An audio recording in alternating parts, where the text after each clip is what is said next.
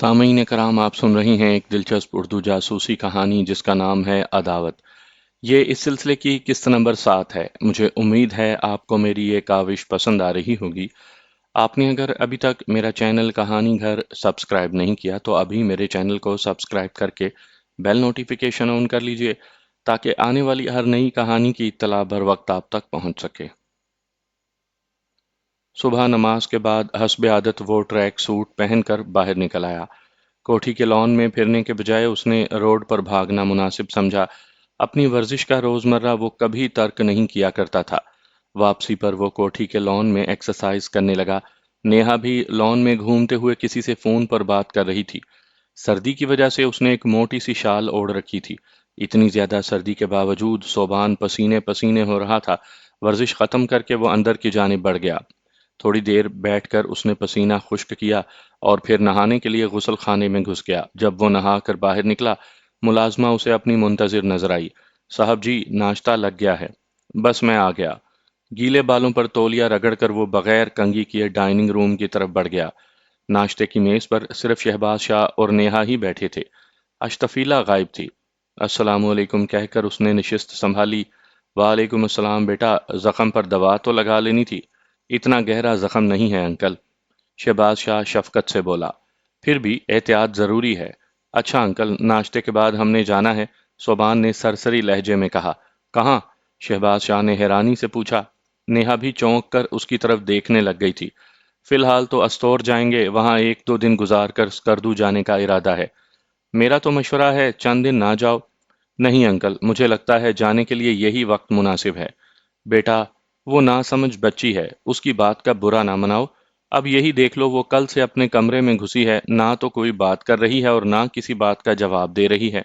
Uncle, मैंने कोई ऐसी बात तो नहीं की। यकीन मानो, मैं कोशिश करूंगा कि स्कर्दू से वापसी पर फिर आपके यहाँ चंद दिन गुजारूं। जैसे तुम्हारी मर्जी बेटा, शहबाज शाह अफसुर्दा लहजे में बोला। वो जानता था कि अश्तफीला के रवैये से सोबान को सुबकी का सामना करना पड़ा था। सोबान उसकी बात का जवाब दिए बगैर नाश्ते की तरफ मुतवज्जा रहा। नेहा का दिल खुशगवार अंदाज में धड़कने लगा था। उसे पता चल गया था कि सोबान और अश्तफीला के दरमियान कोई लड़ाई हुई है और यकीनन ये कल रात का वाकया था। नाश्ते से फारिग होकर सोबान गैराज की तरफ बढ़ गया। जाने से पहले वो गाड़ी की थोड़ी बहुत सफाई करना चाहता था। गैराज से अपनी डबल कैबन निकालकर उसने सीमेंट से बने रास्ते पर खड़ी की और मुलाजिम को पानी की बाल्टी लाने का इशारा किया। शहबाज शाह, नेहा और सोबान के उठते ही अश्तफीला के कमरे की तरफ बढ़ा। वो मुंह सर लपेटे अपने बिस्तर पर पड़ी थी। अश्तफीला बेटी, उसने होले से आवाज दी, मगर वो टस से मस न हुई। शहबाज शाह जानता था कि वो जाग रही है। एक दो लम्हा ठहर कर उसने कहा, मालूम है सोबान और नेहा वापस जा रहे हैं। अगर उनके खिलाफ तुम्हारे दिल में कोई नाराजगी है भी सही तो उन्हें माफ कर दो। आखिर को वो हमारे मेहमान हैं। उसकी बात खत्म होने से पहले वो कंबल से बाहर थी। कहाँ जा रहे हैं वो? उसने मुतवहश अंदाज में पूछा। पता नहीं। शहबाज शाह ने उसे असल बात बताना मुनासिब नहीं समझा था। वो पाँव में चप्पल ढालकर सोबान के कमरे की तरफ भागी। अंदर घुसते ही उसे नेहा नजर आई जो अपना सामान पैक कर रही थी। नेहा बाजी, सौबी कहाँ है? वो गाड़ी को सफर के लिए तैयार कर रहा है, नेहा बेपरवाही से बोली। अश्तफीला जिस तेजी से आई थी उसी सूरत से बाहर निकली।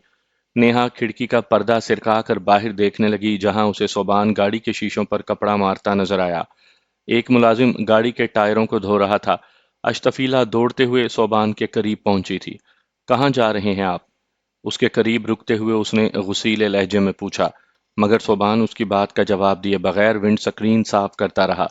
मैंने पूछा, कहाँ जा रहे हैं आप और क्यों जा रहे हैं? इस मर्तबा उसने सोबान के बाजू से पकड़ लिया था। कहीं भी जाऊं आपको क्या? सोबान बेपरवाही से बोला। वो बिफर कर बोली, आप ऐसे नहीं जा सकते। कौन रोकेगा मुझे? सोबान सफाई छोड़कर उसकी तरफ मुतवज्जा हुआ। मैं कहूंगी फिर भी नहीं रुकेंगे? अश्तफीला ने गुलूगीर लहजे में पूछा। जब इंसान खुद दूसरे के कहने पर ना रुके तो उसे कैसे अपने कहने पर रोक सकता है? सोबान ने तंजिया लहजे में कहा। भैया मुझे माफ कर दो, जज्बाती आवाज में कहते हुए अश्तफीला उससे लिपट कर रोने लगी। अरे पागल, क्या हुआ है? सोबान उसके रोने पर घबरा गया था। मैंने कल बहुत बदतमीजी की थी, सॉरी भैया। आप मुझे माफ कर दें और मैं आपको किसी सूरत जाने नहीं दूंगी। खासकर ऐसी सूरत में तो बिल्कुल नहीं जाने दूंगी। یوں بھی آپ نے باسکٹ بال مقابلوں تک یہیں رہنے کا وعدہ کیا تھا۔ پھر ایسا کرو گی؟ صوبان نے ہونٹوں پر ابھرنے والی بے ساختہ مسکراہٹ کو روکا۔ کبھی نہیں۔ اشتفیلہ نے نفی میں سر ہلایا۔ وہ ابھی تک سسکیاں بھر رہی تھی۔ ٹھیک ہے، فی الحال نہیں جاتا۔ اب تم جاؤ اور فریش ہو جاؤ۔ یہ رونی صورت تمہیں بالکل نہیں جچتی۔ نہیں، آپ بھی میرے ساتھ چلیں اور مجھے اپنے ہاتھ سے ناشتہ کروائیں۔ گاڑی کی صفائی ملازم کر دے گا۔ اچھا چلو۔ صوبان نے فوراً حامی بھر لی۔ اس جذباتی لڑکی کے لیے اس کے دل میں پاکیزہ قسم کے احساسات پنہاں تھے۔ اور اب اپنے آنسو صاف کر لو، یہ نہ ہو میری بیوی کو پتہ چل جائے کہ ہم میں لڑائی ہوئی ہے۔ اشتفیلہ نے اس کے کمرے کی کھڑکی کی طرف دیکھا۔ کھڑکی کی شیشے سے نیہا واضح نظر آ رہی تھی۔ اشتفیلہ نے شوخی سے کہا، وہ نکچڑی کھڑکی سے ہم پر ہی نظر رکھے ہوئے ہے، دفع کرو اسے۔ صوبان نے کہا اور وہ اندر کی طرف چل پڑے۔ شہباز شاہ ڈرائنگ روم کے دروازے سے سارا منظر دیکھ رہا تھا۔ برخوردار، کس وقت تک جانے کا ارادہ ہے؟ ان کے قریب آتے ہی شہباز شاہ نے مسکرا کر پوچھا۔ صوبان نے شرارت سے کہا، جانا کہاں ہے انکل؟ اور یہ آپ مجھے زبردستی کیوں یہاں سے بھگانا چاہ رہے ہیں؟ یہ صرف آپ کا گھر تو نہیں ہے نا، میری ننھی بہن کا بھی گھر ہے۔ یار، اب مجھ پر تو الزام نہ دھرو۔ شہباز شاہ نے فوراً ہاتھ جوڑ دیے تھے۔ یوں بھی وہ اشتفیلہ کی عادت سے واقف تھا کہ وہ کتنی زود و رنج تھی۔ پاپا، مجھے ساری کہانی کا پتہ چل گیا ہے۔ آپ دونوں نے مل کر مجھے بے وقوف بنایا ہے۔ لو جی، یک نہ شد دو شد۔ تم دونوں مل کر اس بوڑھے ہی کو مورود الزام ٹھہراتے رہنا۔ شہباز شاہ منہ بنا کر اپنے کمرے کی طرف بڑھ گیا، جبکہ وہ دونوں بے ساختہ مسکرا پڑے تھے۔ اشتفیلہ کو اس بے باکی سے صوبان کے ساتھ لپٹتا دیکھ کر نیہا ششدر رہ گئی تھی۔ اس کے اندر ایک غصے کی لہر اٹھی تھی۔ چھچوری کو جوں ہی پتا چلا کہ اس کا کچھ ہوتا سوتا جا رہا ہے، بھاگتے ہوئے اسے روکنے کے لیے آ گئی۔ وہ نفرت بھرے لہجے میں بڑبڑائی۔ نامعلوم اسے کیوں ان دونوں پر بہت زیادہ غصہ آ رہا تھا۔ پتہ نہیں کیسا باپ ہے کہ اسے اپنی جوان بیٹی کی حرکتیں ہی نظر نہیں آتی۔ اس نے افسوس بھرے انداز میں سر ہلایا اور پیک کیا سامان کھولنے لگی۔ یقیناً وہ ندیدہ جانے کا ارادہ ترک کر دے گا۔ وہ دل ہی دل میں صوبان کو کوستی رہی۔ وہ کافی دیر بعد کمرے میں آیا تھا۔ اس کے چہرے پر چھائی ہنسی نیہا کو مزید سلگا گئی تھی۔ جانا کس وقت ہے؟ صوبان کے کمرے میں داخل ہوتے ہی اس نے جلدی سے پوچھا۔ کہاں؟ حیرانی بھرے لہجے میں کہتے ہوئے وہ اس کی جانب متوجہ ہوا۔ ناشتے کی میز پر تم شہباز انکل کو کیا کہہ رہے تھے کہ استور جانا ہے؟ فی الحال نہیں جانا۔ تو پھر پہلے بکواس کرنے کی کیا ضرورت تھی؟ ضرورت تھی تو کہا تھا نا، اور تمہاری منت کس نے کی ہے؟ تم نہ تیار ہوتی؟ سیدھا کیوں نہیں کہتے؟ پہلے تمہاری اپنی لاڈلی سے لڑائی ہو گئی تھی اس لیے جا رہے تھے، اور اب اس سے صلح ہو گئی ہے اس لیے رک گئے ہو۔ صحیح کہا، لاڈلی تو وہ میری ہے، اور جو لاہور میں منتظر ہے، صوبان مسکرایا، وہ بھی لاڈلی ہے۔ تم جیسا فلرٹ، دل پھینک اور ندیدہ میں نے آج تک نہیں دیکھا۔ نیہا نے نفرت سے ہونٹ سکیڑے۔ ویسے یہ بتاؤ کہ تم مجھے ہر وقت آوارہ اور دل پھینک ہونے کا تانا دیتی رہتی ہو، کیا کبھی تمہیں بھی پھانسنے کی کوشش کی ہے؟ حالانکہ بقول تمہارے تم ملکہ حسن کلو پترائے وقت، مس یونیورس اور جانے کیا کیا ہو۔ تم میں اتنی جرت نہیں کہ میری جانب ٹیڑھی نظر سے دیکھ بھی سکو۔ میں ارم یا اشتفیلہ کی طرح اچھی چھوری نہیں ہوں۔ ایک بات بتاؤ، کیا میں تمہیں اچھا لگتا ہوں؟ صوبان ایک دم سنجیدہ ہو گیا تھا۔ نیہا نے کوئی جواب دینے کے بجائے کہا لگانے پر اکتفا کیا تھا۔ تو پھر ارم اور اشتی کے ساتھ میرے تعلق سے تمہیں کیا نقصان؟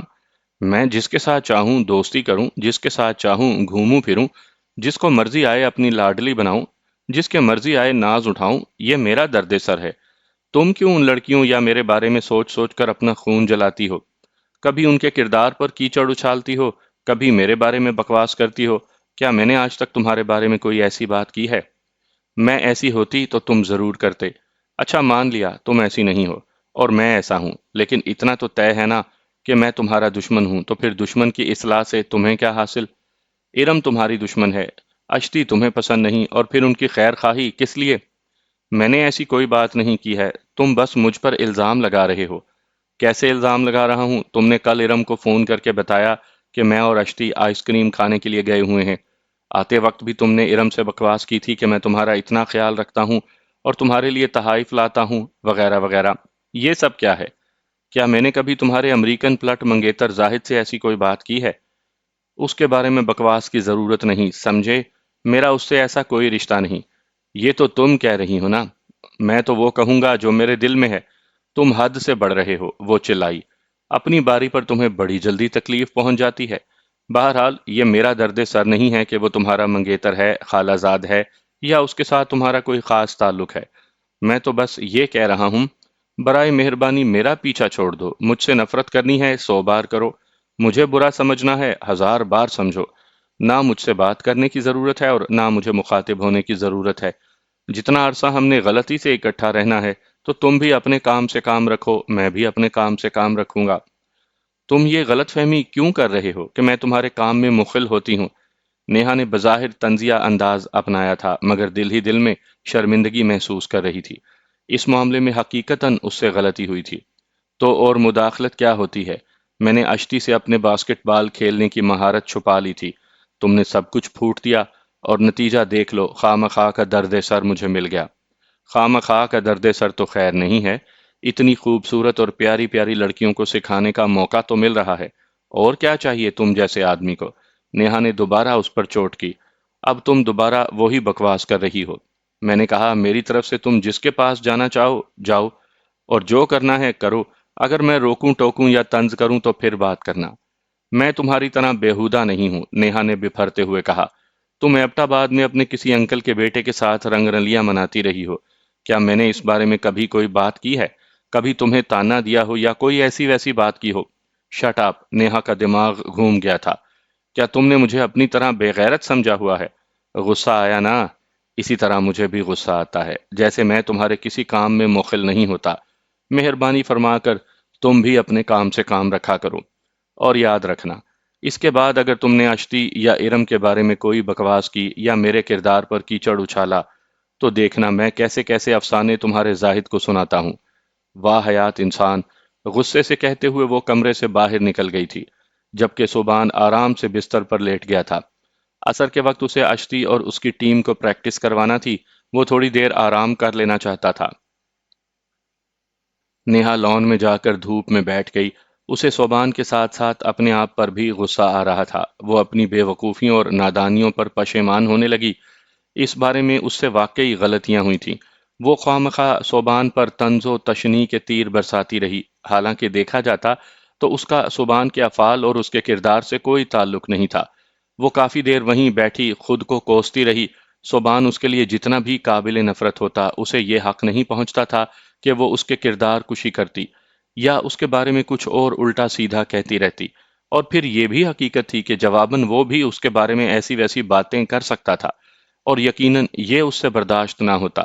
ابھی بھی اس نے زاہد کے بارے میں جو کچھ کہا تھا، اس کی تلخی وہ اپنے اندر محسوس کر رہی تھی۔ اور کیوں نہ کرتی کہ آج تک اس نے کسی مرد کو اس نظر سے نہیں دیکھا تھا۔ اسے کبھی کسی سے محبت ہوئی ہی نہیں تھی۔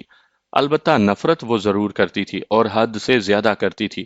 صوبان کی عادات، اس کی بول چال، بلکہ اس کا پورا وجود نیہا کے لیے نفرت انگیز ہی تو تھا۔ شادی کے بعد تو اس کے دل میں صوبان کی نفرت پہلے سے کئی گنا بڑھ گئی تھی۔ اس کی نظر میں وہ بے حس، مطلبی، ظالم اور دل پھینک قسم کا آدمی تھا۔ اچانک اس کے ذہن میں صوبان کی آواز گونجی۔ تم مجھے ہر وقت فلرٹ اور دل پھینک ہونے کا تانا دیتی رہتی ہو، کیا کبھی تمہیں بھی پھانسنے کی کوشش کی ہے؟ حالانکہ بقول تمہارے، تم ملکہ حسن، کلو پترائے وقت، مس یونیورس اور جانے کیا کیا ہو۔ مجھے پھنسائے گا؟ میری طرف ہاتھ بڑھا کر تو دیکھو، کاٹ کر واپس نہ پھینکا تو پھر کہنا۔ وہ خود کلامی کے انداز میں بڑبڑائی، اور اس کے ساتھ ہی اس کے دماغ میں صوبان کی آواز دوبارہ گونجی۔ تمہاری اطلاع کے لیے عرض ہے کہ تم میری قانونی اور شرعی بیوی ہو۔ کچھ بھی ایسا ویسا ہونے کی صورت میں نہ تو تم عدالت کا دروازہ کھٹکھٹا سکو گی، اور نہ کسی ہوتے سوتے سے شکایت کر سکو گی۔ تمہاری باتیں سن کر بس لوگوں کو ہنسنے کا بہانہ ہاتھ آئے گا کہ ایک بیوی اپنے شوہر کے حقوق کے خلاف آواز اٹھا رہی ہے۔ یہاں تو کوئی لبرل عدالت بھی تمہارا کیس لینے کو تیار نہیں ہوگی۔ واہ حیات انسان! پہلے سے مجھ پر بری نظر رکھے ہوئے ہے۔ شوہر کے حقوق! تمہاری بیوی بنتی ہے میری جوتی۔ وہ جانے کتنی دیر یوں ہی کڑتی رہی، صوبان کو کوستی رہی۔ شہباز شاہ نے وہاں پہنچ کر اسے سوچوں کے گرداب سے نکالا۔ ارے ہماری بیٹی اکیلے بیٹھی کن سوچوں میں گم ہے؟ آئیں انکل بیٹھیں۔ وہ چونک کر کھڑی ہو گئی تھی۔ صوبان میاں کہاں ہے؟ شہباز شاہ نے اس کے سامنے نشست سنبھال لی۔ بستر پر لیٹا تھا، شاید سو گیا ہو۔ اور تم سناؤ، گلگت پسند آیا کہ نہیں؟ اس نے دل ہی دل میں سوچا، یہاں دیکھا خاک ہے کہ کچھ بتا سکوں، مگر زبان پر یہ الفاظ لانے کے بجائے اس نے مسکراتے ہوئے کہا، جی انکل، بہت خوبصورت اور اچھا علاقہ ہے۔ ویسے میں نے محسوس کیا ہے کہ صوبان میاں تمہیں گھمانے پھرانے نہیں لے جاتا۔ وہ فارغ ہی کہاں ہوتا ہے، بس اشتفیلہ کے مقابلے ختم ہو جائیں پھر انشاءاللہ ہم ضرور گھومنے جائیں گے۔ اس نے جلدی سے بات بنائی۔ ہاں یہ بھی ٹھیک ہے، اشتی بیٹی بھی تو اس کی جان نہیں چھوڑتی۔ شہباز شاہ شفقت بھرے انداز میں مسکرایا۔ پتہ نہیں اسے اپنی بیٹی کی بے راہ روی کیوں نظر نہیں آتی۔ ایک اور سوچ نیہا کے دماغ میں سرسرائی، مگر وہ شہباز شاہ سے پوچھ نہیں سکتی تھی۔ البتہ ایک اور پھانس اس کے دماغ میں چبھ رہی تھی، جس کے بارے میں پوچھنے کے لیے وہ زمین ہموار کرنے لگی۔ انکل، آج آپ بڑے خوش نظر آ رہے ہیں۔ ہاں بیٹی، ہشتی اور صوبان کی صلح جو ہو گئی ہے، اور تم لوگوں نے جو اچانک جانے کا ارادہ کیا تھا وہ بھی مؤخر کر دیا ہے، تو یہ خوشی کی بات ہے نا۔ تم نہیں جانتی تمہارے دادا جان کے مجھ پر کتنے احسانات ہیں۔ میں بالکل بھی یہ نہیں چاہوں گا کہ اس کے بچے اس گھر سے خفا ہو کر رخصت ہوں۔ ویسے انکل، اشتفیلہ اور صوبان لڑے کس بات پر تھے؟ وہ ایک دم مطلب کی بات پر آ گئی۔ تمہیں نہیں معلوم؟ تم ان کے ساتھ ہی تو تھیں۔ نہیں انکل، میں کل ان کے ساتھ نہیں جا سکی تھی۔ وہ کیا ہے کہ اسی وقت امی جان کی کال آ گئی تھی، میں ان کے ساتھ گپ شپ کرنے لگی۔ مگر صوبان تو کہہ رہا تھا کہ تم ان کے ساتھ ہی تھی۔ شہباز شاہ نے حیرانی سے پوچھا۔ نیہا اطمینان سے بولی، اسے جھوٹ بولنے کی بیماری ہے۔ حد ہوتی ہے غلط بیانی کی بھی۔ شہباز شاہ نے افسوس بھرے انداز میں سر ہلایا۔ یقیناً وہ تمہارے ساتھ نہ جانے کی بات چھپانا چاہتا تھا۔ اچھا دفع کریں انکل، میں خود ہی نہیں جانا چاہتی تھی۔ آپ جھگڑے والی بات بتائیں نا۔ بات تو کوئی خاص نہیں تھی، تم جانتی ہو کہ اشتی بیٹی بھی بچوں جیسا ذہن رکھتی ہے۔ شہباز شاہ کے لہجے میں ایک باپ کی شفقت کوٹ کوٹ کر بھری تھی۔ صوبان بیٹا اپنی کسی کلاس فیلو سے فون پر بات کر رہا تھا، اشتی بیٹی اسے بات کرنے نہیں دے رہی تھی۔ اس نے ڈانٹ دیا اور یہ پاگل ناراض ہو کر بھاگ پڑی۔ شہباز شاہ نے مزاحیہ انداز میں ساری تفصیل اس کے سامنے دہرا دی۔ اچھا یہ بات ہے، نیہا نے اس بات میں سر ہلایا۔ اسی لیے اشتفیلہ کو جو ہی معلوم ہوا کہ صوبان جا رہا ہے، وہ اسے منانے کے لیے دوڑی چلی آئی۔ اس کے لہجے میں شامل طنز شہباز شاہ کے سر پر سے گزر گیا تھا۔ بات کچھ ایسی ہی ہے، یہ کہہ کر وہ پوچھنے لگا، ویسے کافی پینے کے بارے میں کیا خیال ہے؟ مطلب آپ مجھے باورچی خانے میں گھسانا چاہتے ہیں؟ نہیں، ملازمہ ہے نا۔ شہباز شاہ ملازمہ کو آواز دینے لگا۔ شاہدہ، او شاہدہ، مگر اس تک شاید آواز نہیں پہنچی تھی کہ اسے جواب نہیں ملا تھا۔ ویسے انکل، میں کافی بہت اچھی بنا لیتی ہوں۔ شہباز شاہ ہنسا۔ صرف کافی؟ نہیں انکل، صرف کافی نہیں، اور بھی بہت ساری چیزیں بنا لیتی ہوں۔ تو پھر کافی پر تو نہ ٹرکاؤ نا اپنے انکل کو، اپنے ہاتھ سے رات کا کھانا بنا کر کھلاؤ تو بات بنے۔ ٹھیک ہے، وہ رضامند ہوتے ہوئے بولی، آج رات کا کھانا میں تیار کروں گی۔ واہ، پھر تو مزہ آئے گا، شہباز شاہ خوش ہوتا ہوا بولا۔ چلو پھر مارکیٹ چلتے ہیں، تم نے جو کچھ بنانا ہے اس سے متعلقہ سامان اپنی مرضی سے خرید لینا، کافی بھی باہر ہی پی لیں گے۔ چلیں۔ وہ سر ہلاتے ہوئے کھڑی ہو گئی۔ شہباز شاہ اسے کافی دیر گھماتا رہا۔ رات کے کھانے کے لیے مطلوبہ سامان خریدنے کے بعد وہ اسے شاپنگ کروانے لگا۔ انکل، میرے پاس استعمال کی ساری چیزیں موجود ہیں، آپ خواہ مخواہ پیسہ ضائع کر رہی ہیں۔ اچھا، تم ان جوتوں کے ساتھ پہاڑوں پر چڑھو گی؟ شہباز شاہ نے ہنستے ہوئے اس کے پاؤں کی طرف اشارہ کیا۔ میں نے کہاں پہاڑوں پر چڑھنا ہے؟ صوبان ابھی اسٹور کی تیاری کیے ہوئے ہے، پھر اس نے اسکردو جانا ہے، اور یوں بھی ہمارے علاقے میں پہاڑوں کے علاوہ اور ہے کیا دیکھنے کو؟ وہ جلدی سے بولی، صوبان کے پاس بھی تو عام سے سپورٹس شوز ہیں، کیونکہ جو بوٹ اسے شہباز شاہ خرید کر دے رہا تھا وہ ایک تو بہت مہنگے تھے، اور پھر انہیں عام حالات میں استعمال نہیں کیا جا سکتا تھا، اس لیے اس کا اعتراض کرنا بجا تھا۔ اس کا مطلب ہے اپنے شوہر کا سامان تم نے پیک ہی نہیں کیا تھا؟ شہباز شاہ معنی خیز لہجے میں بولا۔ میں سمجھی نہیں۔ نیہا بیٹا، صوبان کے پاس کو پیمائی کا مکمل سامان موجود ہے۔ اچھا اچھا، آپ اس بڑے سفید رنگ کے بیگ کی بات کر رہے ہوں گے۔ نیہا نے گاڑی میں رکھا صوبان کا بیگ دیکھا تھا۔ اس نے فوراً بات گھڑتے ہوئے کہا، وہ تو گھر میں بھی اسی طرح پیک حالت میں پڑا تھا اور ملازم نے اٹھا کر گاڑی میں رکھ دیا تھا۔ اسی وجہ سے تمہیں معلوم نہیں ہے نا کہ اس میں کیا کیا سامان موجود ہے۔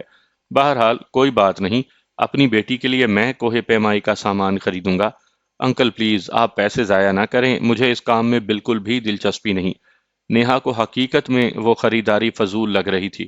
بیٹی، جب تمہارا شوہر کسی پہاڑی پر چڑھ رہا ہوگا تو شاید تم سے نیچے نہ بیٹھا جائے، اور یقین مانو اس میں اتنا لطف، مزہ اور ایڈونچر ہے کہ تم بار بار ان علاقوں کی طرف آنے کی کوشش کرو گی، بالکل اپنے شوہر کی طرح۔ وہ تو اتنا شوقین ہے کہ اس موسم میں کیٹو کے بیس تک جانے کا پروگرام بنائے بیٹھا ہے۔ شہباز شاہ نے اس کے لیے چمڑے کے خوبصورت جوتے زبردستی خرید لیے۔ کافی مہنگے جوتے تھے۔ انکل، بس اس کے علاوہ اور مجھے کچھ نہیں چاہیے، اس نے دو ٹوک لہجے میں کہا۔ مگر کوہ پیمائی میں تو کافی سامان استعمال ہوتا ہے۔ اس نے قطع کلامی کرتے ہوئے کہا، مجھے نہیں کرنا کوہ پیمائی، اور اگر زیادہ ضرورت محسوس ہوئی بھی تو سکردو میں خریداری کر لوں گی۔ یقین کرو اشتی بیٹی کے پاس کوہ پیمائی کا سارا سامان پڑا ہوا ہے۔ آپ ایسا کریں، مجھے اچھی سی سویٹر خرید دیں، دو گرم سوٹ اور ایک گرم شال، بس یہ شاپنگ میرے لیے کافی ہے۔ اس نے اپنی پسند کی چیزیں بتا کر فضول خریداری سے بچنے کی کوشش کی۔ جیسی تمہاری مرضی بیٹا، شہباز شاہ افسردہ لہجے میں بولا، مگر وہ یہ نہیں جانتا تھا کہ نیہا کو صوبان کے ساتھ کو پیمائی کرنے کا نہ تو کوئی شوق تھا اور نہ ایسا کوئی ارادہ۔ دن کا کھانا انہوں نے ایک اچھے سے ہوٹل ہی میں کھایا تھا۔ وہ واپس پہنچے تو صوبان انہیں باسکٹ بال کورٹ میں نظر آیا۔ اشتفیلہ اور اس کی ٹیم کی کھلاڑی اس کے ارد گرد موجود تھیں۔ کل اشتی بیٹی کا پہلا میچ ہے، دیکھنے چلو گی؟ کار گیراج میں پارکنگ کرتے ہوئے شہباز شاہ نے نیہا سے پوچھا۔ انکل، مجھے باسکٹ دیکھنے سے کوئی دلچسپی نہیں۔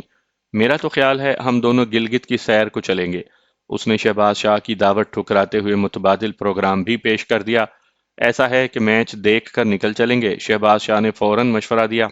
ٹھیک ہے انکل، وہ بددلی سے کہہ کر کار سے نیچے اتر گئی۔ شہباز شاہ نے ملازم کو بلا کر سارا سامان اندر پہنچانے کا حکم دیا اور خود صوبان پارٹی کی طرف بڑھ گیا۔ نیہا کا رخ اپنے کمرے کی طرف ہو گیا۔ وہ تھوڑی دیر آرام کر کے کھانا بنانا چاہتی تھی۔ غلطی سے اگر اس نے حامی بھر ہی لی تھی تو وہ ٹھیک ٹھاک کھانا بنانا چاہتی تھی، ورنہ صوبان نے تو طنز کر کر کے اس کا ناطقہ بند کر دینا تھا۔ ویسے بھی وہ کھانا بنانے میں کمال درجے کی مہارت رکھتی تھی، اور اس وقت نہ جانے کیوں اس کا دل کر رہا تھا کہ وہ اپنی مہارت کا اظہار کرے اور صوبان اور اشتفیلہ کو دکھا دے کہ کھانا بنانا کسے کہتے ہیں۔ پریکٹس ختم کر کے صوبان تو کمرے کی طرف بڑھ گیا، جبکہ اشتفیلہ اپنی ہمجولیوں کے ساتھ لان میں بیٹھ کر کھانے پینے میں مشغول ہو گئی تھی۔ اس کی ساتھی کھلاڑیوں نے صوبان کو بھی اپنے ساتھ بٹھانے کی کوشش کی تھی، مگر صوبان کنی کترا کر نکل آیا تھا۔ نہا کر اس نے کپڑے تبدیل کیے اور شام کی نماز پڑھنے لگا۔ نیہا اسے نظر نہیں آ رہی تھی۔ پتہ نہیں کیا کر رہی ہے فسادی لڑکی۔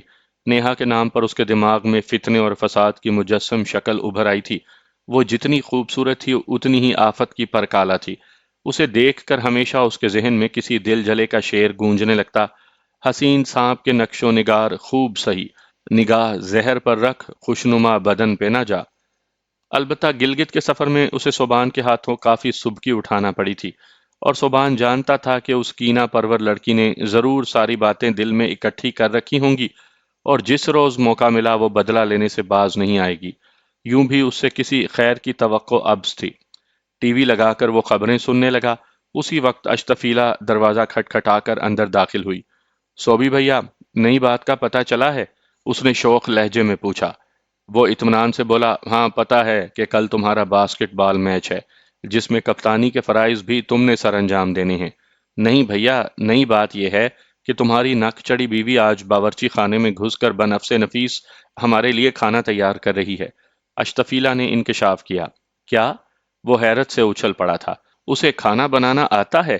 مجھے کیا پتا، میں تو وہاں پانی لینے گئی تھی، اسے کھانا بناتے دیکھ کر حیران رہ گئی۔ پھر آج ہم دونوں باہر کھانا کھائیں گے۔ سچ؟ وہ حیرت اور خوشی سے اچھل پڑی تھی۔ ہاں، صوبان نے اس بات میں سر ہلایا، لیکن اس کے لیے ایک کام کرنا پڑے گا۔ وہ کیا؟ اشتفیلہ نے اشتیاق سے پوچھا۔ وہ یہ کہ صوبان اسے تفصیل بتانے لگا اور وہ سمجھنے کے انداز میں سر ہلاتی گئی۔ کھانا تیار کر کے وہ کمرے میں آئی۔ صوبان لیپ ٹاپ پر کوئی فلم دیکھ رہا تھا۔ وہ غسل خانے میں گھس کر گرم پانی سے نہانے لگی۔ جیسے ہی وہ کپڑے بدل کر باہر آئی، ملازمہ کھانا لگنے کا بتانے آ گئی۔ صوبان لیپ ٹاپ بند کر کے کھانے کی میز کی طرف چل پڑا۔ چائنا رائس، مٹن قورمہ اور میٹھے میں کسٹرڈ بنی دیکھ کر وہ حیران رہ گیا تھا۔ تینوں اس کی پسند کے کھانے تھے۔ اس کے دماغ میں ایک خیال گزرا: یقیناً نیہا کو معلوم نہیں تھا کہ یہ صوبان کے پسندیدہ کھانے ہیں، ورنہ وہ فسادی کبھی بھی یہ کھانے نہ بناتی۔ ارے واہ، آج تو چائنا رائس بنے ہیں، پرشوق انداز میں کہتا ہوا وہ کرسی کھینچ کر بیٹھ گیا۔ اشتفیلہ نے اس کے سامنے نشست سنبھال لی تھی، جبکہ نیہا خاموشی سے اس کے پہلو میں بیٹھ گئی تھی۔ سب نے اپنی اپنی پلیٹ میں چاول نکال لیے۔ نیہا کنکھیوں سے صوبان کی طرف دیکھ رہی تھی کہ آیا وہ چاولوں وغیرہ کی تعریف کرتا بھی تھا یا نہیں۔ صوبان نے چمچ بھر کر منہ میں ڈالا، تھوڑا سا چباتے ہی وہ جلدی سے نوالا باہر اگلتے ہوئے زور سے چلایا، شاہدہ! جی صاحب جی۔ شاہدہ پانی کا جگ بھر کر لا رہی تھی، صوبان کی پکار سن کر گھبرا گئی تھی۔ اشتفیلا نے بھی صوبان کی طرح چاولوں کا چمچ باہر اگل دیا تھا۔ یہ کیا بنایا ہے؟ عجیب قسم کی بو آ رہی ہے۔ صوبان برا سا منہ بنا کر شاہدہ سے پوچھنے لگا، پکانے سے پہلے برتن تو صحیح صاف کر لیے تھے نا؟ اس کے جواب دینے سے پہلے اشتفیلا نے دوسرا سوال داغ دیا۔ جی صاحب جی۔ شاہدہ سے کوئی جواب نہیں بن پایا تھا، وہ گھبرا کر نیہا کی طرف دیکھنے لگی تھی۔ ان دونوں کی اداکاری ایسی تھی کہ ایک دفعہ تو نیہا کو بھی لگا کہ چاولوں میں کچھ گڑبڑ ہے، مگر پہلا نوالا چباتے ہی اسے پتا چل گیا کہ وہ بس اس کی توہین کرنا چاہتے تھے۔ مجھے تو ٹھیک لگ رہی ہیں، بلکہ بہت اچھے ہیں۔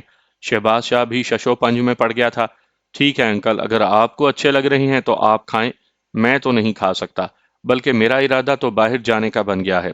زندہ باد! اشتفیلا نے نعرہ لگایا، میں بھی چلوں گی صوبی جی۔ اگر آپ نے بھی چلنا ہے تو آ جائیں۔ صوبان نیہا کے دل پر ایک چرکا لگاتے ہوئے بڑی معصومیت سے اس سے پوچھنے لگا۔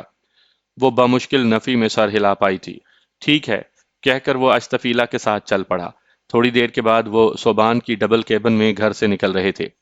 ویسے بھیا، اتنا اچھا چائنا رائس میں نے اس سے پہلے نہیں چکھا۔ میرا تو دل ہی نہیں کر رہا تھا اس چمچ کو باہر اگلوں۔ اشتفیلا صاف گوئی سے بولی تھی۔ ہاں، سچ کہوں تو مجھے بھی بہت اچھے لگے۔ اگر پہلے خیال ہوتا کہ وہ اتنا اچھا کھانا بنائے گی تو یہ منصوبہ کبھی نہ بناتے۔ ویسے ایک طرح سے تو اچھا ہوا ہے نک چڑی کے ساتھ۔ اس دن میرا بنایا ہوا کابلی پلاؤ اس نے نہیں کھایا تھا۔ اشتفیلا ہنسی۔ ابھی تو بالکل رونے کے قریب ہو گئی تھی۔ اچھا دفع کرو اسے، کسی اچھے سے ہوٹل کی طرف رہنمائی کرو، اب تو بھوک سے برا حال ہے۔ ایک مشورہ ہے بھیا، کہو۔ ایسا کرتے ہیں، گرم نان خریدتے ہیں اور گھر واپس جاتے ہیں۔ میں شاہدہ کو بتا دیتی ہوں کہ وہ چائنا رائس اور مٹن قورمہ میرے کمرے میں لے آئے گی۔ کوئی آ گیا تو کہہ دیں گے کہ ہوٹل سے لا کر یہاں کھا رہے ہیں۔ یوں بھی بازار کے بنے نان دیکھ کر سب کو یہی لگے گا کہ ہم نے باہر سے کھانا پیک کروا کر لایا ہے۔ اور سب سے بڑی بات یہ ہے بھیا کہ نک چڑی نے بہت ہی اچھا کھانا بنایا ہے۔ اگر شاہدہ نے کسی کے سامنے پھوٹ دیا تو؟ صوبان نے اندیشہ ظاہر کیا۔ ناممکن۔ اشتفیلا نے نفی میں سر ہلایا۔ وہ مجھے اچھی طرح جانتی ہے کہ میں کس طبیعت کی ہوں، اور یہ بھی کہ گھر میں کس کا حکم چلتا ہے۔ ٹھیک ہے، صوبان رضامند ہو گیا۔ یوں بھی خود اسے چائنا رائس اتنے پسند آئے تھے کہ اس نے بمشکل ہی منہ میں ڈالے چاول باہر اگلے تھے۔ اشتفیلا موبائل فون نکال کر شاہدہ کو کال کرنے لگی۔ جی بی بی جی۔ شاہدہ نے فوراً کال اٹینڈ کر لی تھی۔ یوں بھی اس کی اشتفیلا سے جان جاتی تھی۔ اگر اچھی تھی تو اتنی کہ حد پھلانگ جاتی تھی، اور جب غصے میں ہوتی تو اس سے برا کوئی نہ ہوتا۔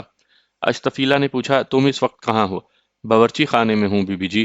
ایسا کرو، ایک ٹرے چائنا رائس، ایک ڈونگا مٹن قورمہ اور کسٹرڈ فوراً میرے کمرے میں لے جا کر رکھ دو۔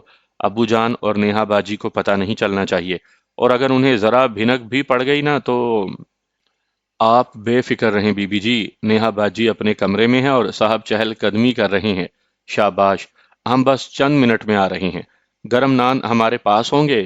اسے کہہ کر وہ صوبان کو مخاطب ہوئی۔ چلیں بھیا، نان خریدیں اور واپس چلیں۔ صوبان نے اس بات میں سر ہلاتے ہوئے گاڑی ایک قریبی تندور کی طرف موڑ دی۔ تھوڑی دیر کے بعد وہ گھر میں داخل ہو رہے تھے۔ لان میں چہل قدمی کرتے شہباز شاہ نے انہیں واپس آتے دیکھ لیا تھا۔ اسے حیرانی تو ہوئی کہ آخر اتنی جلدی کیسے لوٹ آئے، مگر اشتفیلا کے ہاتھ میں پکڑا شاپر دیکھ کر اس کی سمجھ میں آ گیا تھا کہ وہ ہوٹل سے کچھ خرید کر لے آئے ہیں۔ اس نے دونوں کو مخاطب کرنے کی کوشش نہیں کی تھی۔ شاہدہ نے اشتفیلا کے کمرے میں کھانا لگا دیا تھا۔ وہ بے صبری سے چاولوں پر ٹوٹ پڑے۔ بھیا، قسم سے بہت اچھے چاول بنے ہیں۔ اشتفیلا دوبارہ تعریف کیے بنا نہ رہ سکی تھی۔ صحیح کہہ رہی ہو۔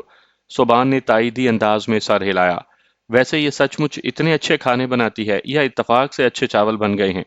اگر اتفاق سے بنتے تو صرف چاول اچھے بنتے۔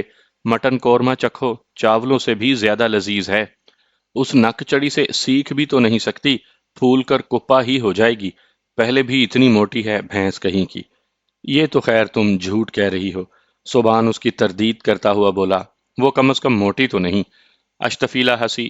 ہاں، آپ نے تو طرفداری کرنا ہوگی، آخر شوہر نامدار جو ہوئے۔ کبھی خود اس کے حسن کے قصیدے پڑھتی ہو اور کبھی اسے بھینس سے تشبیہ دینے لگ جاتی ہو۔ شاہدہ، جاؤ کولڈ ڈرنک کی بوتل لے آؤ، کچھ زیادہ ہی کھا بیٹھی ہوں۔ اشتفیلا پیٹ پر ہاتھ پھیرتے ہوئے بولی، جبکہ صوبان اس کے ہاتھ اب تک اسی رفتار سے چل رہے تھے۔ چاولوں کی ٹرے وہ دونوں مل کر ختم کر چکے تھے۔ بہت اچھا کھانا بنا ہے، بہت عمدہ، بہت اعلیٰ۔ شہباز شاہ کی زبان کھانے کی تعریف کرتے کرتے نہیں تھک رہی تھی، مگر وہ بجھے دل سے کھانا زہر مار کرتی رہی۔ اس کی تو بھوک ہی اڑ گئی تھی۔ ملازمہ کے سامنے وہ دونوں اس کی اتنی زیادہ توہین کر گئے تھے، اب تو اسے شہباز شاہ کی تعریف بھی مصنوعی لگ رہی تھی۔ شہباز شاہ نے خوب پیٹ بھر کر کھانا کھایا تھا۔ کھانا کھا کر وہ چہل قدمی کے لیے لان کی طرف بڑھ گیا۔ اس نے نیہا کو بھی ساتھ جانے کی دعوت دی تھی، مگر وہ سر درد کا بہانہ بنا کر کمرے میں گھس گئی۔ کپڑے تبدیل کیے بغیر وہ بستر پر ڈھیر ہو گئی تھی۔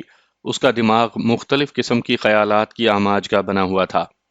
اس کی یادداشت اور قوت مشاہدہ بہت تیز تھی۔ صوبان کے گھر آتے ہی چند دنوں میں اس نے صوبان کی پسند اور ناپسند کے متعلق جان لیا تھا۔ آج اس نے جان بوجھ کر صوبان کی پسند کے کھانے بنائے تھے۔ اس کے پس پردہ بھی ایک خاص مقصد تھا۔ اسے صوبان کی پہلے دن کی باتیں بھولی نہیں تھی۔ اس نے تو سوچا تھا کہ جب صوبان کھانا کھا لے گا تو وہ اسے اپنے کمرے میں خوب بے عزت کرے گی۔ اسے اس کی پرانی باتیں یاد دلائے گی، جب اس نے کہا تھا کہ جس چیز کو نیہا کا ہاتھ لگ جاتا ہے اس سے اسے کراہت آتی ہے، تو آج بھی اس کے ہاتھوں کا بنا ہوا کھانا تھا۔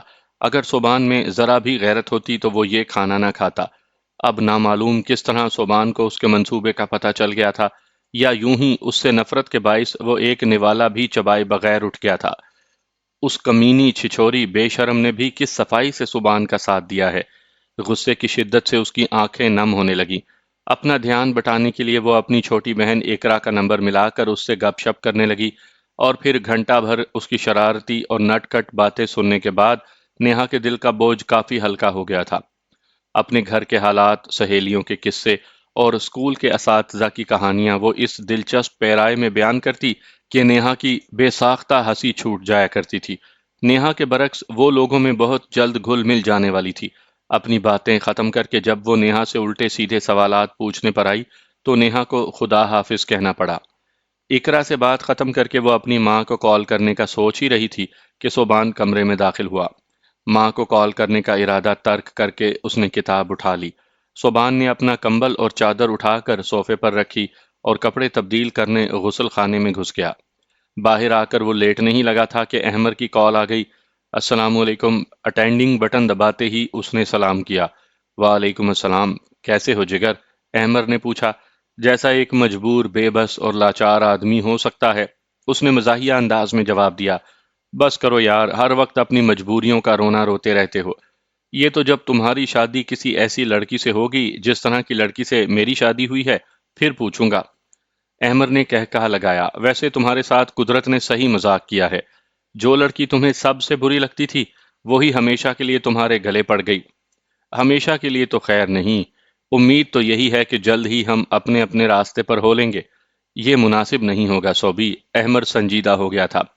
اچھا یار، اس موضوع کو چھوڑو، کوئی اور بات کرو۔ عبد القدیر سے بات ہوئی؟ ہاں، ہو گئی تھی۔ گلہ کر رہا تھا کہ میں نے اسے شادی میں کیوں نہیں بلایا۔ اب میں اسے کیا بتاتا کہ یہ شادی خانہ آبادی نہیں، خانہ بربادی تھی۔ مجھے منع کرتے ہو اور خود بار بار اس موضوع کو بیچ میں لے آتے ہو۔ احمر شکوہ کناں ہوا۔ اچھا ٹھیک ہے، تو میں کہہ رہا تھا کہ وہ خفا ہو رہا تھا اور اس شرط پر راضی ہوا ہے کہ میں اپنی بیگم کے ساتھ اس کے پاس دعوت کھانے جاؤں گا۔ میں نے بھی کہہ دیا کہ بیگم کا وعدہ تو نہیں کر سکتا، البتہ میں خود 2-3 دنوں تک استور پہنچ جاؤں گا۔ تو ابھی چلے جانا تھا نا؟ نہیں یار، ابھی تو اشتی کے مقابلے شروع ہیں اور… اشتی؟ احمر نے قطع کلامی کرتے ہوئے پوچھا۔ اشتفیلہ نام ہے، جس انکل کے گھر میں ہم آئے ہوئے ہیں ان کی بیٹی ہے۔ ایف اے کی طالبہ ہے اور باسکٹ بال کی کھلاڑی ہے۔ کل سے ان کے مقابلے شروع ہیں اور وہ ضد کر رہی ہے کہ میں ان کے میچ دیکھ کر جاؤں۔ اچھا، بات یہاں تک پہنچ گئی ہے؟ احمر شوخی سے ہنسا۔ نہیں، اس سے بھی تھوڑا آگے۔ میری بہت زیادہ لاڈلی بن گئی ہے۔ ویسے بھی وہ ہے ہی اتنی اچھی، اتنی اخلاقی اور اتنی پیاری کہ بتا نہیں سکتا۔ بھائی، تم ایک لڑکی کے شوہر ہو، ذرا ہولا ہاتھ رکھو۔ یہ نہ ہو نیہا بھابی اس کا سر پھاڑ دے۔ جانتے تو ہو کتنی خونخوار اور جھگڑالو ہے۔ اسے کوئی فرق نہیں پڑتا یار۔ صوبان کے لہجے میں ایک انجانی سی مایوسی در آئی تھی۔ پھر بھی یہ مناسب تو نہیں ہے نا؟ احمر نہ چاہتے ہوئے بھی ایسا کہنے پر مجبور تھا کہ وہ صوبان کا مخلص دوست تھا، اور مخلص دوست غلط مشورہ نہیں دیا کرتے۔ تم نہیں سمجھو گے۔ صوبان نیہا کے سامنے اصل بات ظاہر کرنے سے ہچکچا رہا تھا۔ یعنی میں غلط ہوں؟ احمر نے طنزیہ لہجے میں پوچھا۔ اچھا 2 منٹ ہولڈ کرو، میں تمہیں سمجھاتا ہوں۔ یہاں پر وہ فتنہ انگیز لڑکی لیٹی ہوئی ہے۔ صوفے سے اٹھ کر وہ کمرے سے باہر نکلا اور پھر ڈرائنگ روم اور گیلری سے ہوتا ہوا لان میں نکل آیا۔ تو بات یہ ہے احمد صاحب کہ اشتی میری چھوٹی سی لاڈلی سی اور پیاری سی بہن ہے۔ کیا؟ احمد نے حیرانی بھرے لہجے میں پوچھا۔ کیا اس بات کا اعتراف نیہا بھابی کے سامنے نہیں ہو سکتا تھا؟ نہیں، کیونکہ اس بات سے اشتی نے منع کیا ہے۔ وہ بھی بھیا اکیلے میں کہتی ہے، نیہا کے سامنے اتنے پیار سے سوبھی کہتی ہے کہ مجھے ہنسی پر قابو پانا مشکل ہو جاتا ہے۔ پر کیوں؟ بس آتے ساتھ اس کی نیہا سے ٹھن گئی ہے۔ مجھے کہتی ہے تمہاری نک چڑی بیوی مجھے ایک آنکھ نہیں بھاتی، اور نیہا کو جلانے کے لیے وہ اس کے سامنے مجھے پیار بھرے لہجے میں مخاطب ہوتی ہے۔ اکیلے میں البتہ عزت و احترام سے بھیا کہتی ہے، اور یقین مانو مجھے تو گویا سچ میں اپنی چھوٹی بہن مل گئی ہے۔ ترسا ہوا تھا اس رشتے کے لیے، اور جانتے ہو خوش قسمتی یا بد قسمتی سے اشتی کا بھی کوئی بھائی نہیں۔ چلو یہ غنیمت ہے، ورنہ میں تو پریشان ہو گیا تھا۔ تو میں کہہ رہا تھا کہ کل سے ان کے ٹورنامنٹ شروع ہیں تو 2-3 دن میں فائنل ہو جائے گا، پھر استور کا چکر لگا آؤں گا، بلکہ اسکردو تک جاؤں گا اور K2 بیس تک جانے کی ساری معلومات اکٹھی کر کے ہی واپس آؤں گا۔ اگلی گرمیوں میں انشاءاللہ وہاں جائیں گے۔ یہ باتیں کرتے ہوئے وہ دوبارہ کمرے میں آ گیا تھا کہ باہر سردی کافی بڑھ گئی تھی۔ یقیناً اپنی لاڈلی بہن کی کوچنگ کے فرائض بھی محترم نے اپنے ذمہ لے لیے ہوں گے۔ ہاں یار، میں ظاہر کرنا تو نہیں چاہتا تھا، مگر اس نے پھوٹ دیا۔ مجبوراً مجھے تسلیم کرنا پڑا کہ میں باسکٹ بال جانتا ہوں۔ اس نے کس نے؟ احمد نے اشتیاق سے پوچھا۔ فساد کی جڑ کون سی ہو سکتی ہے؟ شرم کرو یار، بیوی ہے تمہاری۔ احمد نے ہلکا سا کہا لگایا۔ شٹ اپ بےہودہ انسان، کافی دیر سے تم میرے بارے میں بکواس کیے جا رہے ہو۔ بات کرنے کی تمیز نہیں ہے تمہیں؟ نیہا کی برداشت جواب دے گئی تھی۔ احمد نے پوچھا۔ بھابی کی غصے بھری آواز سنائی دی ہے۔ ہاں، وہ غصہ اس لیے ہو رہی ہے کہ آج باورچی خانے میں گھس کر میرے لیے کھانا بناتی رہی ہے۔ کیا بتاؤں یار، ایک نوالا لیتے ہی مجھے تو ابکائیاں آ رہی تھی۔ وہ ایک نوالا بھی میں نے باہر اگل دیا۔ یہی حال بیچاری اشتی کا ہوا ہے۔ پھر ہم دونوں اپنے لیے باہر سے کھانا لے آئے۔ شہباز انکل نے رواداری میں آ کر کھا تو لیا تھا، لیکن اس کے بعد 2-3 گھنٹے لان میں چہل قدمی کر کے اس بد ذائقہ کھانے کو ہضم کرتے رہے۔ سچ کہہ رہے ہو؟ بالکل سچ یار۔ اصل میں یہ یونیورسٹی کی لڑکیوں کو موبائل فون پر گیم کھیلنے اور میک اپ کرنے سے فراغت ملے تو باورچی خانے میں گھسے نا۔ ماں باپ تو اپنے سر سے بوجھ اتار کر کسی بھلے مانس کے سر پر پھینک کر بے فکر ہو جاتے ہیں، اور مجھ جیسا غریب ساری زندگی کے لیے عذاب میں پھنس جاتا ہے۔ اب خود اندازہ لگاؤ، جو لڑکی چائے بنانا نہ جانتی ہو وہ کیسی بیوی ہوگی؟ مجھے چونکہ پہلے سے محترمہ کے بارے میں معلوم تھا، اس لیے میں نے تو پہلی رات ہی تنبیہ کر دی تھی کہ برائے مہربانی باورچی خانے میں قدم رکھنے کی زحمت نہ کرنا۔ اور اب یہاں محترمہ کے ہاتھ کے بنے چاول کھا کر جو حالت ہوئی، اسے دیکھ کر تو میں نے شکر کیا کہ اچھا ہے میں نے پہلی رات ہی منع کر دیا تھا۔ تم صرف بکواس کرنا جانتے ہو۔ نیہا غصے سے لال پیلی ہو رہی تھی۔ اپنے بارے بہتان کون برداشت کر سکتا ہے؟ یوں بھی اسے اپنے کھانا بنانے کی صلاحیت کا پتہ تھا۔ آج تک اس کے بنائے ہوئے کھانے کی تعریف ہی ہوئی تھی۔ ایسا پہلی مرتبہ ہو رہا تھا کہ سبحان تعریف تو کجا، اسے بالکل پھوہڑ ثابت کرنے پر تلا ہوا تھا۔ اب مجھ پر غصہ ہو رہی ہے کہ میں نے تمہیں کیوں یہ بات بتا دی۔ اس کا غصہ تو جائز ہے نا، ویسے مجھے لگ یہی رہا ہے کہ تم جھوٹ کہہ رہے ہو۔ صحیح پہچانا، اس نے زوردار کہا لگایا۔ خیر بعد میں بات کرتے ہیں، میں ذرا اس کی طبیعت صاف کر دوں۔ اللہ حافظ۔ احمد نے ہنستے ہوئے رابطہ منقطع کر دیا۔ جھوٹا مجھے کہتے ہو، حالانکہ تمہارے جھوٹوں کے سامنے ابلیس بھی پناہ مانگے۔ کون سا جھوٹ بولا ہے میں نے؟ کیا کل پہلا نوالا لیتے ہی میں نے چاول اگل نہیں دیے تھے؟ حالانکہ مجھے علم ہی نہیں تھا کہ یہ تم نے پکائے ہیں، بلکہ اشتی کا بھی میرے والا حال ہوا تھا۔ یہ دیکھ رہے ہو؟ اس نے صوبان کے سامنے دونوں ہاتھ جوڑتے ہوئے کہا۔ اپنے کام سے کام رکھو۔ یوں بھی میں نے تم دونوں کے لیے کھانا نہیں بنایا تھا، اور جس کے لیے بنایا تھا اس نے پیٹ بھر کر کھا لیا تھا۔ تمہیں شاید بھول گیا ہے کہ میں نے پہلے دن ہی بتا دیا تھا کہ تمہارے گندے ہاتھوں سے مجھے کراہت آتی ہے۔ گندے ہوگے تم، تمہاری اشتی، تمہاری ارم۔ ویسے افسوس ہے تمہاری ذہنیت پر۔ صوبان نے افسوس بھرے انداز میں سر ہلایا۔ ہماری لڑائی میں کسی دوسرے کا کیا کام؟ جیسے تم اور جیسے تمہارے دوسرے تیسرے، زہر خند لہجے میں کہہ کر وہ لیٹ گئی۔ یوں بھی وہ جانتی تھی کہ صوبان کے ساتھ بحث کرنا فضول تھا۔ جب وہ اس سے اتنی زیادہ نفرت کرتا تھا تو اس کی تعریف کیسے کرتا؟ صوبان نے بھی مزید بحث کی ضرورت محسوس نہیں کی تھی کہ جتنا کچھ وہ اس کے ساتھ کر چکا تھا اتنا کافی تھا۔ صبح سویرے ہی اشتفیلہ تیار ہو گئی تھی۔ نیہا نے شہباز شاہ کے ساتھ وعدہ تو کر لیا تھا، مگر وہ خود کو ان کے ساتھ جانے پر آمادہ نہیں کر پا رہی تھی۔ نیہا، بیٹی چلنا نہیں ہے؟ اس کے باہر نہ آنے پر شہباز شاہ اسے خود بلانے آ گیا تھا۔ چلتی ہوں انکل۔ وہ سستی سے اٹھ کر غسل خانے میں گھس گئی۔ شہباز شاہ صوبان اور اشتفیلہ کو بتانے کے لیے گیراج کی طرف بڑھ گیا، جہاں وہ ان کے منتظر کھڑے تھے۔ 5 منٹ انتظار کرو، نیہا بیٹی بھی آ رہی ہے۔ باپ کی بات سن کر اشتفیلہ کا منہ بن گیا تھا۔ صوبان کے لیے البتہ یہ حیرانی کی بات تھی کہ وہ جھگڑالو رات والا ہتک آمیز رویہ بھلا کر ان کے ساتھ چلنے پر آمادہ تھی۔ نیہا کو اندر سے برآمد ہوتا دیکھ کر وہ صوبان کی گاڑی میں بیٹھنے لگے۔ اشتی بیٹا، تم پیچھے آ جاؤ۔ اسے اگلی سیٹ پر بیٹھتا دیکھ کر شہباز شاہ نے آہستہ سے کہا، اسے آگے بیٹھنے دو انکل، نیہا پیچھے بیٹھ جائے گی۔ صوبان کی آواز بہرحال اتنی اونچی ضرور تھی کہ نیہا کے کانوں تک پہنچ گئی تھی۔ اشتفیلہ کے پیچھے بیٹھنے سے پہلے اس نے اطمینان سے عقبی نشست کا دروازہ کھولا اور شہباز شاہ کے ساتھ بیٹھ گئی۔ نیہا باجی، آپ آگے آ جائیں نا۔ اشتفیلہ نے اسے رسمی دعوت دینا ضروری سمجھا تھا۔ شکریہ، میں یہیں ٹھیک ہوں، وہ روکھے لہجے میں بولی، اور اشتفیلہ اطمینان سے اچک کر آگے بیٹھ گئی۔ راستے میں صوبان اسے باسکٹ بال میچ کے متعلق ہدایات دیتا رہا۔ 9 بجے میچ شروع ہونا تھا۔ اشتفیلہ ڈریسنگ روم میں ٹریک سوٹ پہننے چلی گئی۔ واپسی پر وہ اپنی پوری ٹیم کے ساتھ آ کر باسکٹ بال کورٹ میں پریکٹس کرنے لگی۔ مخالف ٹیم بھی گراؤنڈ میں آ گئی تھی۔ صوبان اشتفیلہ کی ٹیم کو ضروری باتیں سمجھا رہا تھا۔ وسل بجا کر ریفری نے دونوں ٹیموں کے درمیان میں بلایا اور ضروری ہدایات دیں۔ میچ شروع ہوا۔ ابتدا ہی سے اشتفیلہ کی ٹیم نے سبقت حاصل کر لی تھی۔ میچ کے ختم ہونے تک وہ واضح برتری سے جیت گئی تھی۔ سارے میچ کے دوران نیہا نے ایک بار بھی تالی بجا کر نیہا کی ٹیم کو داد نہیں دی تھی۔ صوبان تو میچ کے دوران 1 منٹ بھی نہیں بیٹھا تھا۔ Time out, quarter break, half time, ہر وقفے کے دوران وہ تمام کھلاڑیوں کو قریب بلا کر سمجھانے لگتا۔ ٹیم کا اصل کوچ تو عضو معطل بن کر بینچ پر بیٹھا رہا۔ میچ کی اختتامی وسل بجتے ہی اشتفیلہ بھاگتے ہوئے آ کر صوبان سے لپٹ گئی تھی۔ صوبان نے بھی بے ساختہ اشتفیلہ کی پیشانی چوم لی تھی۔ نیہا کو ایک دم سے صوبان پر غصہ آیا اور وہ بے ساختہ ہونٹ کاٹنے لگی۔ شہباز شاہ خود اشتفیلہ کی طرف بڑھ گیا۔ نیہا نے ان کے قریب جانے کی کوشش نہیں کی تھی۔ صوبان کو تمام ٹیم کی لڑکیوں نے گھیرا ہوا تھا۔ دل پھینک کہیں کا۔ ایک دو لڑکیوں سے تو دل ہی نہیں بھرتا شودے کا۔ آنکھوں میں بھوک بھری ہے بے حیا کی۔ وہ خود کلامی کے انداز میں بڑبڑانے لگی۔ اشتفیلہ کی نظر اس پر پڑی اور وہ بھاگ کر اس کے پاس آ گئی۔ مجبوراً اسے ہونٹوں پر مصنوعی مسکراہٹ سجا کر اٹھنا پڑا۔ مبارک ہو۔ خیر مبارک باجی، آپ یہاں کیوں بیٹھی ہیں؟ وہاں کافی رش ہے اور ہجوم میں میرا دل گھبراتا ہے۔ اس نے صفائی سے بہانہ گھڑا۔ میرا کھیل پسند آیا؟ ہاں۔ اچھا، آپ 5 منٹ انتظار کریں، میں ٹریک سوٹ تبدیل کر لوں پھر چلتے ہیں۔ وہ واپس بھاگ گئی۔ جیسے میں تو تمہارے بغیر ایک لمحہ بھی گزار نہیں سکتی نا، چھچھوری کہیں کی، بھونڈی، دوغلی۔ وہ زیر لب اسے کوسنے لگی۔ جانے کیوں اسے اشتفیلہ پر تپ چڑھا ہوا تھا۔